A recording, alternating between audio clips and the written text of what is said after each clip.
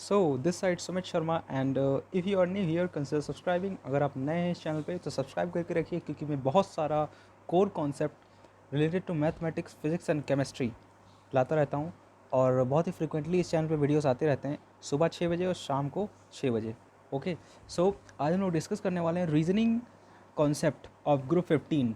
Basically हम लोग focus करेंगे ज़्यादातर नाइट्रोजन पे, क्योंकि नाइट्रोजन से अक्सर बहुत ज़्यादा क्वेश्चंस पूछे जाते हैं एग्ज़ाम में। ठीक है, तो हम लोग आज बेसिकली डिस्कस करेंगे केवल नाइट्रोजन पे, क्योंकि नाइट्रोजन के क्वेश्चन ज़्यादा पूछे जाते हैं एग्ज़ाम में। सो रीजनिंग ग्रुप 15 आपको जैसा लिखा हुआ है देख सकते हैं। यहाँ पे आप, मैं थोड़ा जूम कर देता हूँ, क्या लिखा हुआ है मार्क करके दिखा देता हूँ मैं। देखिए, reducing power is directly proportional to number of PH bonds. ठीक है, ये मैंने देखी कुछ चीज़ें यहाँ पे एक्स्ट्रा भी लिखी होंगी, तो फिर मैं उसको एक्सप्लेन करता चलूँगा और वीडियो में बने रहे लास्ट तक। इस वीडियो को देखने के बाद मैं गारंटी लेता हूँ आपका कोई भी क्वेश्चन हो रिलेटेड टू नाइट्रोजन के जितने रीजनिंग क्वेश्चन हैं वो आपके बचने नहीं वाले हैं, हर क्वेश्चन हो जाएगा अगर आपने इस वीडियो को पूरा देख लिया तो। कोई भी क्वेश्चन नहीं छूटेगा रीजनिंग का। ओके, सो रिड्यूसिंग पावर डायरेक्टली प्रोपोर्शनल होती है नंबर ऑफ पीएच बॉन्ड्स। अगर जो सेंट्रल एटम है उससे जितने ज़्यादा एच बॉन्ड लगे होंगे, जितने ज़्यादा एच लगे होंगे, ठीक है, उतनी ही ज़्यादा रिड्यूसिंग पावर होगी। कहने का मतलब, अगर मान लीजिए हमारे पास एन है, तो एन से जितने ज़्यादा हाइड्रोजन लगे होंगे उतनी ज़्यादा नाइट्रोजन की, मतलब NH3 या जो भी कंपाउंड है उसकी रिड्यूसिंग पावर होगी। बेसिकली एच से तो 3 ही हाइड्रोजन लग सकते हैं, सॉरी एन से 3 हाइड्रोजन लग सकते हैं। ठीक है, सो आप लोग समझिएगा, ये मैंने इसीलिए यहाँ पे लिख दिया है कि reducing power directly proportional to hydrogen PH, number of PH bonds. यानी जितने एच बॉन्ड्स बढ़ेंगे, जितने हाइड्रोजन बढ़ेंगे, उतना ही ज़्यादा रिड्यूसिंग पावर बढ़ती जाएगी। इस प्रकार से हम यहाँ पे एक चीज़ देखेंगे, क्या कि ऑर्थोफॉस्फोरिक एसिड H3PO4, इसकी रिड्यूसिंग पावर कम है और इससे ज़्यादा H3PO3 की है और सबसे ज़्यादा H3PO2 की है। ठीक है, सो सबसे ज़्यादा अगर रिड्यूसिंग पावर का कंपैरिजन कोई पूछे इन तीनों में, सो आप लोग अब अच्छे से बता दीजिएगा रिड्यूसिंग पावर कि सबसे ज़्यादा होती है H3PO2 की, फिर H3PO3 की, फिर H3PO4 की। ओके, आप लोग देख सकते हैं यहाँ पे ऑक्सीजन की संख्या बढ़ रही है और घट रही है। ठीक है, इन सब का नाम भी होता है, मैं इनका स्ट्रक्चर नाम सहित डिस्कस करूँगा। बने रहिए वीडियोज़ में मेरे, और सब्सक्राइब ज़रूर कर लीजिए ताकि आने वाले वीडियोज़ के नोटिफिकेशन समझ रहे हैं आप। डिस्क्रिप्शन चेक कर लीजिएगा ज़रूर, डिस्क्रिप्शन बहुत सारे सरप्राइजेस हैं आपके लिए। सो आगे बढ़ते हैं हम लोग। तो डिस्कस करते हैं कोर कॉन्सेप्ट ऑफ नाइट्रोजन। ऐसा कोर कॉन्सेप्ट जो आपके काम आएगा रीजनिंग में। ध्यान दीजिएगा, इन नोट्स को हल्के में मत लीजिएगा बिल्कुल भी, क्योंकि मैंने JEE एडवांस जैसे हाई प्रोफाइल पेपर की स्टडी करके, उसके एनालिसिस करके, माइक्रो एनालिसिस और मैक्रो एनालिसिस करके इस पेपर को, मतलब इस एक पन्ने के, एक पेज के कोर कॉन्सेप्ट को डिज़ाइन किया है, खासकर उन स्टूडेंट्स के लिए जो बहुत अच्छे अच्छे कॉम्पिटिटिव एग्जाम्स की तैयारी कर रहे हैं और आपको पढ़ने में मज़ा भी आएगा। अब मैं लेकिन एक तो गारंटी में लेता हूँ कि कोई भी क्वेश्चन रीजनिंग का, नाइट्रोजन से जो रीजनिंग होगी वो क्वेश्चन नहीं छूटने वाला आपका।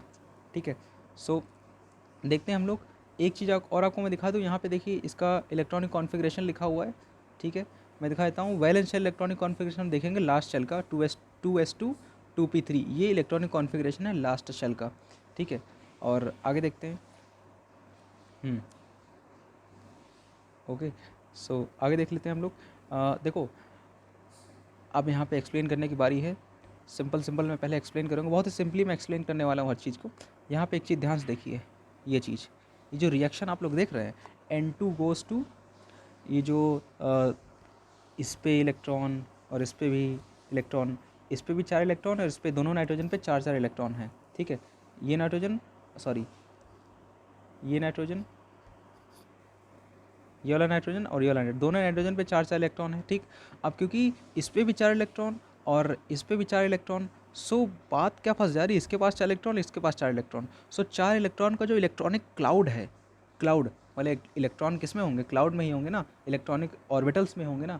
तो उन ऑर्बिटल्स, क्योंकि जब भीड़ ज़्यादा होती है तो रिपल्शन होने लगता है। आप किसी भीड़ भाड़ वाले इलाके में खड़े हो जाइए तो लोग आपको धक्का मारेंगे, क्योंकि उन्हें जगह चाहिए। ठीक, सो यहाँ पे इंटर इलेक्ट्रॉनिक रिपल्शन बहुत ज़्यादा है, इसकी वजह से ये वाला जो स्ट्रक्चर होता है इस तरीके से, N2 को हम इस तरीके से नहीं दिखा सकते। क्यों? क्योंकि यहाँ पे inter electronic repulsion is too high, बहुत ज़्यादा हाई है। क्यों? क्योंकि यहाँ पे 4 इसके, 4 इसके, 4 4 इलेक्ट्रॉन हैं, कितना भयंकर इलेक्ट्रॉनिक क्लाउड होगा। दोनों के बीच में दोनों के इलेक्ट्रॉन, इसके इलेक्ट्रॉनिक क्लाउड और इसके इलेक्ट्रॉनिक क्लाउड के बीच में जो इंटरेक्शन होगा बहुत ज़्यादा होगा, ठीक है। सो समझिएगा आप लोग, due to inter electronic repulsion, ठीक है, ये नाइट्रोजन इस फॉर्म में हम लोग नहीं दिखा सकते हैं, ठीक है। सो आगे बढ़ते हैं हम लोग, ये बात तो आप लोग समझ गए होंगे अच्छे से, बहुत आगे बढ़ते हैं हम लोग। ठीक है, मैं बहुत स्लोली बढ़ रहा हूँ ताकि आप लोग अच्छे से समझ में आता रहे। ओके।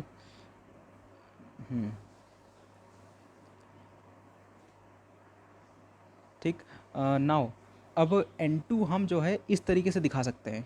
क्यों इस तरीके से दिखा सकते हैं, क्यों दिखा सकते हैं, ज़रा सोचिए, क्यों इस तरीके से दिखा सकते हैं? क्योंकि यहाँ पे देखिए रिपल्शन कैसा है, 2 इलेक्ट्रॉन इधर हैं, इस साइड है, 2 इलेक्ट्रॉन इस साइड हैं, ठीक। तो क्योंकि इलेक्ट्रॉनिक क्लाउड अब अपोजिट साइड में है और बीच में 3 बॉन्ड बन गए हैं, ठीक है, तो ये स्ट्रक्चर हाँ कुछ स्टेबल लग रहा है। अब बहुत लोगों को लग रहा होगा ये स्टेबल है, ठीक है, और लगना क्यों नहीं चाहिए, ये स्टेबल है भी एक्चुअली, ठीक है, तो लगना भी चाहिए। सो मैं यहाँ पे रीज़न भी बता देता हूँ किस वजह से ये स्टेबल है स्ट्रक्चर।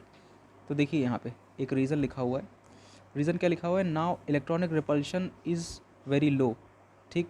ये स्ट्रक्चर एग्जिस्ट क्यों कर जा रहा है, ये नाइट्रोजन इस फॉर्म में एग्जिस्ट क्यों कर जा रहा है, क्योंकि यहाँ पे 2 इलेक्ट्रॉन इधर है, 2 इलेक्ट्रॉन इधर हैं और इनके बीच में जो रिपल्शन फोर्स है वो बहुत कम है, रिपल्शन इज़ वेरी लो। देखिए मैंने लिखा भी है, ध्यान से देखिए, समझ में आ जाएगा। अब इस चीज़ की मतलब इस चीज़ की इंपॉर्टेंस बहुत ज़्यादा है, इस स्ट्रक्चर की इंपॉर्टेंस बहुत ज़्यादा है।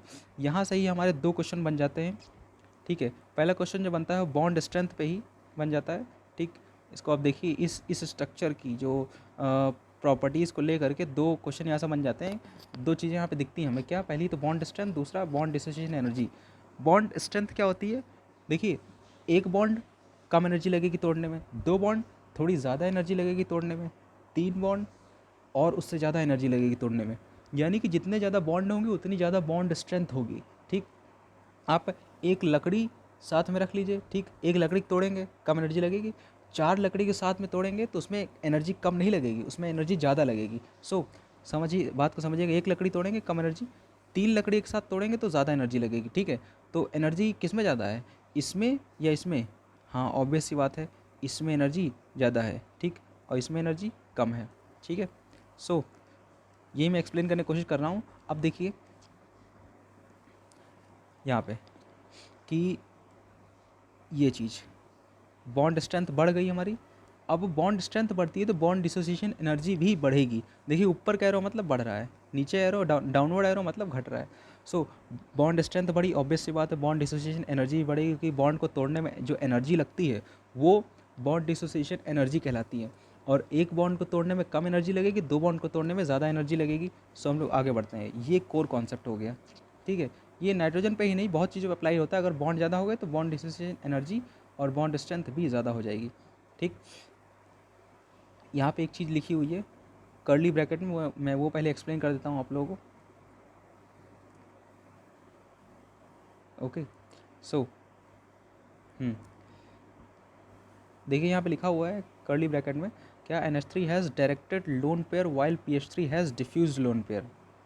ये इस बात को आपको याद रखना है।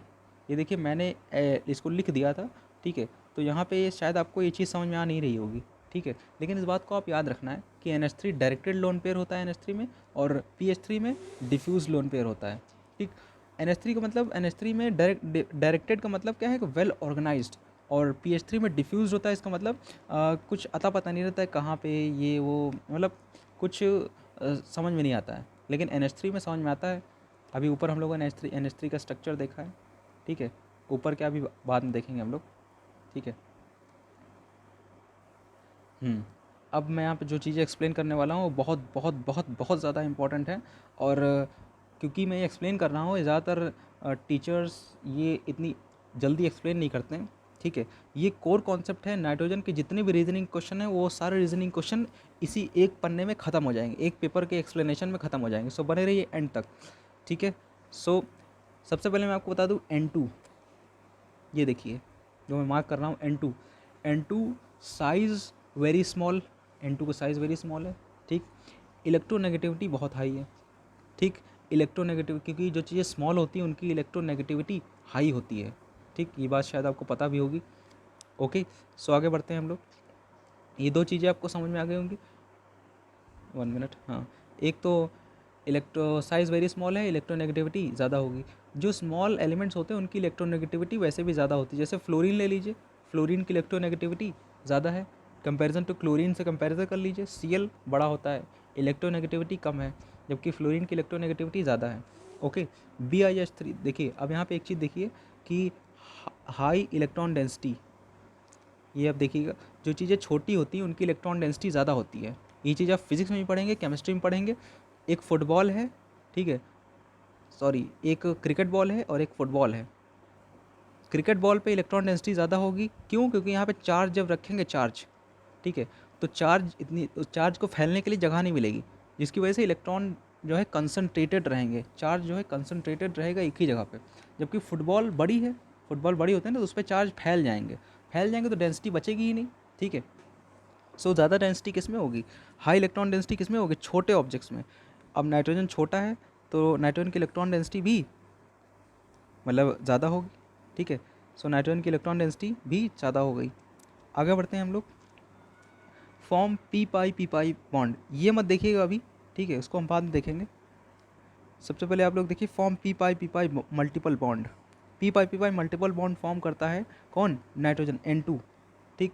अब देखिए P pi multiple bond form करता है और आप इलेक्ट्रॉनिक कॉन्फ़िगरेशन से ही पता चल जाएगा क्या होता है electronic configuration. 2s2 2p3, valence shell electronic configuration की बात कर रहा हूँ, वैलेंस शेल का इलेक्ट्रॉनिक कॉन्फ़िगरेशन, ठीक है, कंफ्यूज मत होइएगा। P pi multiple bond form करता है। अब यहाँ पे डी ऑर्बिटल तो है नहीं जो पी पाई डी पाई फॉर्म करेगा, ठीक। तो ये चीज़ आपको ध्यान रखनी होगी कि N2 forms P pi multiple bond. ये पूछ लेता है, डायरेक्ट क्वेश्चन पूछता है, JEE मेंस में पूछ लेता है, BSc में पूछ लेता है, और बहुत सारे अलग अलग कॉम्पिटिटिव एग्जाम्स पूछ लेता है, ठीक है, कि N2 में कौन सा बॉन्ड है, पी पाई डी पाई, और बहुत सारे ऑप्शन दे देगा, ठीक है। सो और एक चीज़ देखिए, अब क्योंकि P pi multiple bond form करता है, क्लियर एकदम है कि इसके अंदर डी ऑर्बिटल नहीं हो सकती है, ठीक। डी ऑर्बिटल को लेकर ही, इन दोनों चीज़ों को लेकर ही बहुत सारे क्वेश्चन बन जाते हैं, ठीक है। पी पाई मल्टीपल बॉन्ड और पी पाई डी पाई मल्टीपल बॉन्ड, ठीक है। तो ध्यान दीजिएगा। Does not exhibit catenation, catenation exhibit नहीं कर, कैटिनेशन का मतलब, जैसे कैटिनेशन मतलब 4 बॉन्ड फॉर्म करना, ठीक है, कार्बन जैसे 4 बॉन्ड फॉर्म करता है वैसे नाइट्रोजन 4 बॉन्ड फॉर्म नहीं कर पाता है, ठीक है, मैक्सिमम 3 बॉन्ड आपने देखा होगा, NH3, ठीक है, NH4+ वो होता है, ठीक। सो आगे देखते हैं हम लोग। Do not exhibit catenation property. और एक क्या पॉइंट है, कोवेलेंसी 4। ये क्वेश्चन तो डायरेक्ट पूछ लेता है, एक बार कॉम्पिटिटिव एग्जाम JEE मेंस में आ गया था। Which of the following has covalency 4। Covalency क्या होती है आप लोग अच्छे से पता है, ठीक है। और अब यहाँ पे एक चीज़ देखना है आपको, क्या कि ये एन मतलब जो नाइट्रोजन लिखा हुआ है, ठीक है, मैं थोड़ा जूम कर देता हूँ पहले।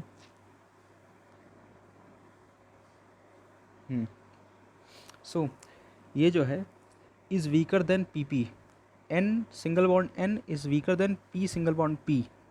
क्यों? ऐसा क्यों है?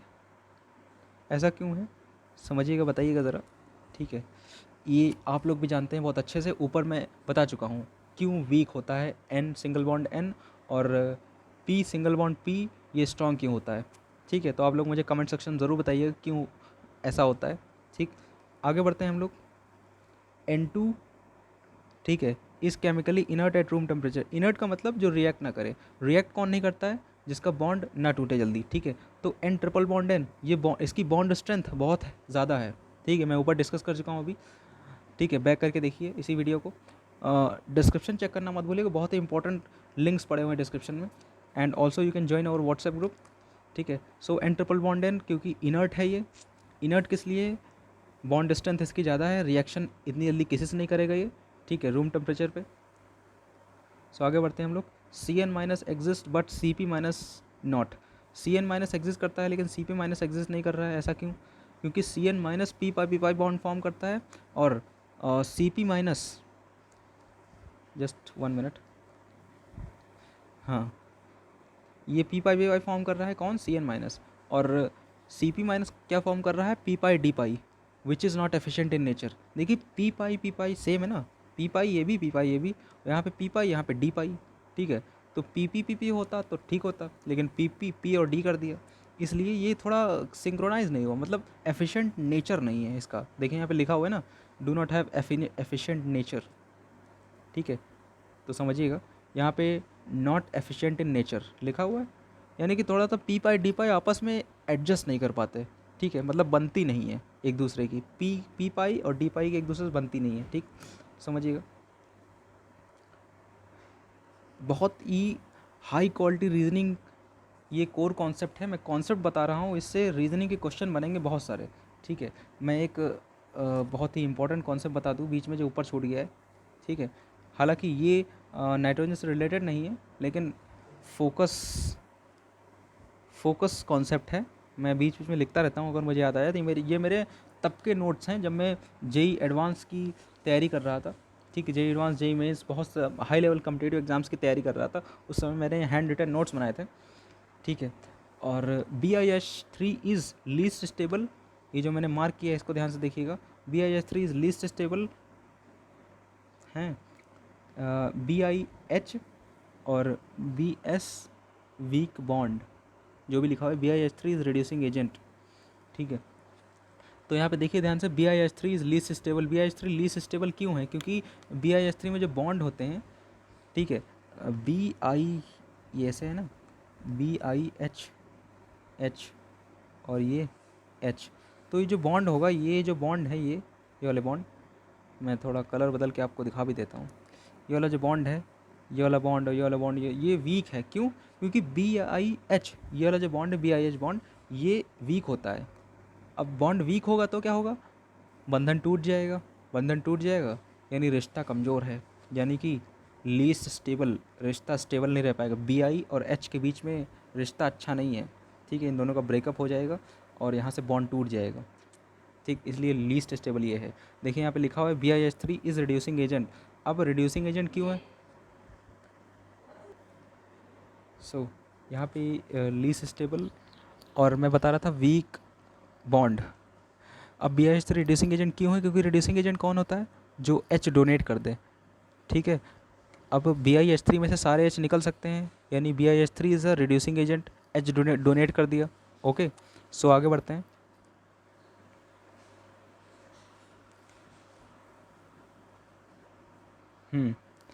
देखिए यहाँ लिखा हुआ है NCl3 can be hydrolysed but NF3 can not, ऐसा क्यों है, क्योंकि रीज़न यहाँ पे लिखा हुआ है, देखिए ध्यान से, ये मैं मार्क कर देता हूँ रीज़न, ठीक है, ये रीज़न है, NCl3 में Cl के पास d ऑर्बिटल होता है, जबकि NF3 में F के पास d ऑर्बिटल नहीं होता है। अब क्योंकि d ऑर्बिटल नहीं हुआ तो हाइड्रोलिसिस हो ही नहीं पाएगी, हाइड्रोलिसिस का मतलब इस कंपाउंड में कहीं पे जाके वाटर मॉलिक्यूल बैठ सकता है, ठीक है, वाटर के एटम बैठ सकते हैं, लेकिन क्योंकि N में तो जगह है नहीं तो बचा Cl, और Cl के पास d ऑर्बिटल है तो वाटर मॉलिक्यूल अंदर जा सकता है उसके, लेकिन NF3 में N भी छोटा F भी छोटा, ना F के पास ऑर्बिटल है ना N के पास ऑर्बिटल है, सो तो इसका मामला डन नहीं हो पाएगा, यानी कि यही रीज़न है हमारा, F के पास नो d ऑर्बिटल, Cl के पास d ऑर्बिटल है, ठीक है। तो यहाँ देखिए मैंने रिएक्शन भी लिख दिया है दोनों की, ठीक है, NF3 + H2O ये रिएक्शन नहीं होगी, और NCl3H2O ये रिएक्शन हो जाएगी, मतलब हो जाएगी, मैंने क्रॉस ही कर दिया, ठीक है। आगे बढ़ते हैं हम लोग, आगे बढ़ते हैं, बस बहुत ही इंपॉर्टेंट ये क्वेश्चंस हैं, बने रहिए लास्ट तक, बस थोड़ा सा और बचा है। अब देखिए यहाँ पे NO bond is less than, NO bond length is less than NOH bond length, ये भी डायरेक्ट क्वेश्चन पूछा गया था, ठीक है, कोर कॉन्सेप्ट बन सकता है ये, इसलिए मैंने इसको यहाँ पे लिखा हुआ है, NO bond length is less than NOH bond length in HNO3 का स्ट्रक्चर ये देखिए ऐसा बना है, यहाँ पे देखिए पार्शियल डबल बॉन्ड कैरेक्टर आ जाता है, क्यों, क्योंकि जब रेजोनेंस होता है ना, ये इलेक्ट्रॉन उछल के यहाँ पे जाएगा और डबल बॉन्ड हो जाएगा, इसलिए अगले ही पल यहाँ पे हो जाएगा, मतलब ये क्या बोलते हैं, ऑसिलेशन होता रहता है, डबल बॉन्ड ऑसिलेशन, ठीक है। सो ये क्या हो गया, पार्शियल डबल बॉन्ड कैरेक्टर आ जाएगा यहाँ पे, ठीक। अब देखिए बॉन्ड लेंथ, अब क्योंकि पार्शियल डबल बॉन्ड कैरेक्टर आ गया है तो यहाँ पे partial double bond character increases, so bond length decreases, okay. ये देखिए मैंने लिखा है यहाँ पे जस्ट वेट 1 मिनट, हाँ ये बॉन्ड लेंथ डिक्रीजेस, ठीक है, डाउनवर्ड एरो का मतलब, डाउनवर्ड का मतलब decreases. So thank you for watching this video and make sure you like the video and hit the subscribe button. आपको ये अगर पीडीएफ चाहिए तो आप लोग जाकर मेरे टेलीग्राम ग्रुप को ज्वाइन कीजिए, व्हाट्सएप ग्रुप को ज्वाइन कर सकते हैं और वहाँ पे आपको ये पीडीएफ मिल जाएगी। Okay, thank you for watching and make sure like the video because her video में मेहनत लगती है। सो दबा के लाइक कीजिए और सब्सक्राइब कीजिए, शेयर कीजिए।